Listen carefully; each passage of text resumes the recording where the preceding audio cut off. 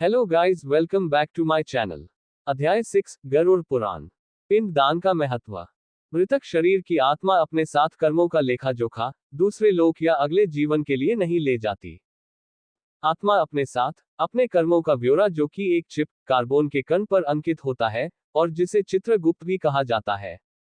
चित्र का अर्थ तस्वीर और गुप्त का अर्थ जिसका भेद न मालूम हो। यह एक अलौकिक क्रिया है और जो कि वायु द्वारा साथ जाता है और जिसे वायु चिप बोलते हैं। मृत्यु के बाद आत्मा के साथ चिपका रहता है।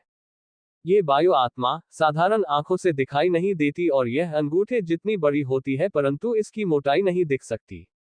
पूरे जीवन का ब्यौरा कार्बन, वायु या हाइड्रोजन के कण पर प्राणी जो कुछ भी देखता, सुनता, बोलता और सोचता है, अंकित हो जाता है। इसमें अंकित सारी सूची ये चिप यमराज को देता है। केवल यमराज ही इसको पढ़ सकता और नष्ट कर सकता है। उसे नष्ट करने के बाद ही यमराज प्राणी के कर्मों अनुसार उसे दंडित करते हैं। जब तक वायु चिप आत्मा के साथ रहता है, वायु आत्मा दूसरा शरीर धारण नहीं कर सकती। जब यह चिप वायु आत्मा से अलग किया जाता है, तब शुद्ध आत्मा अपने कर्मों अनुसार दुख या सुख का भोग करके नया शरीर धारण करती है।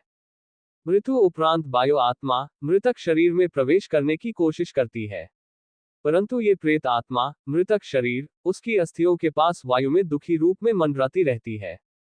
प्रेत आत्मा मृत स्थान पर तब तक रहती है जब तक ये प्रेत आत्मा से वायु आत्मा में नहीं बदल जाती। ये वायु आत्मा ही यमराज के पास जाने में सक्षम होती है। इस प्रेत आत्मा को वायु आत्मा में परिवर्तन करने के लिए पिंड दान की आवश्यकता होती है। पिंड दान पुत्र, रिश्तेदार या किसी और द्वारा भी संपन्न कराया जा सकता है। ये 10 दिन की रस्म है।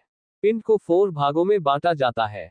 2 भाग 5 भूतों पृथ्वी, जल, वायु, अग्नि और आकाश, 1 भाग यमदूतों और 1 भाग प्रेत आत्मा के लिए अर्पण किया जाता है।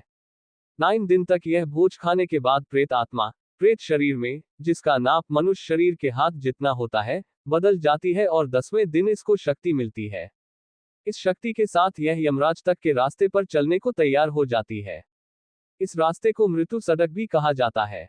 पिंड दान में दी हुई लाई से प्रथम दिन सर, दूसरे दिन गर्दन कंधे, तीसरे दिन हृदय, चौथे दिन पीठ, 5वें दिन धुनी, 6वें दिन कुल्हे गुप्त अंग, 7वें दिन जांघ, 8वें दिन घुटने, 9वें दिन पैर, 10वें दिन भूख प्यास। यह निर्वाचित प्रेत शरीर भूख प्यास से दुखी 11वें 12वें दिन भोजन करता है। 13वें दिन प्रेत शरीर यमदूतों के पाशबुद्धों में जकड़ा एक बंदी बंदर की तरह मृत्यु सड़क पर घसीटता हुआ चलता है। यमनगरी की दूरी 86,000 योजन, 1 योजन इक्वल्स 15 की मी लगभग है और एक दिन रात में 247 योजन चलना पड़ता है। 16 पौर रास्ते में अनेक प्रकार की यातनाएं, दुर्लभ रास्ते, भयानक पीड़ाएं 11 महीनों तक सहते हुए यमराज का राज्य शुरू होता है। वहां से यमनगरी का रास्ता शुरू होता है, जो कि इससे भी कष्टदायी है। टिप्पणी।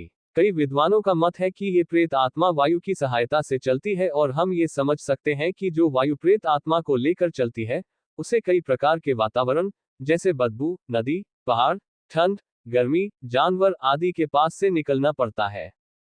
गरुड़ पुराण में वैतरणी नदी का इतना भयानक रूप वर्णन किया है। संभवतः प्राचीन काल में लिखा गया ये ग्रंथ उस समय में ब्राह्मणों और गौ की सुरक्षा के हेतु आम जनता के दिलों में एक अलौकिक भय बिठाने के लिए वर्णित किया गया है, ताकि लोगों में ब्राह्मणों को गौ अन्य दान देने से उनके पाप नष्ट होने का भ्रम बना रहे। आप इस दार्शनिक विचार को कैसे लेते हैं, आप पर निर्भर करता है। मृतिक शरीर छोड़ने के 17 दिन बाद 18वें दिन प्रेत शरीर पहली नगरी में विश्राम के लिए रुकता है और पुत्र द्वारा दिया हुआ भोजन ग्रहण करता है।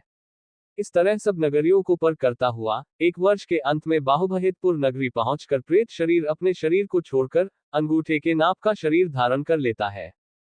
प्रेत आत्मा अपने कर्मों का भोग भोगने यमदूतों के साथ पाशबुंदों में जकड़ा हवा में चल पड़ता है। यमराज की नगरी में 4 द्वार बने हुए हैं। इनमें से पाप कर्मी दक्षिण द्वार से यमराज की राजधानी की ओर प्रस्थान करते हैं। Shared via Garuda Purana in Hindi app. Web links. Thanks for watching.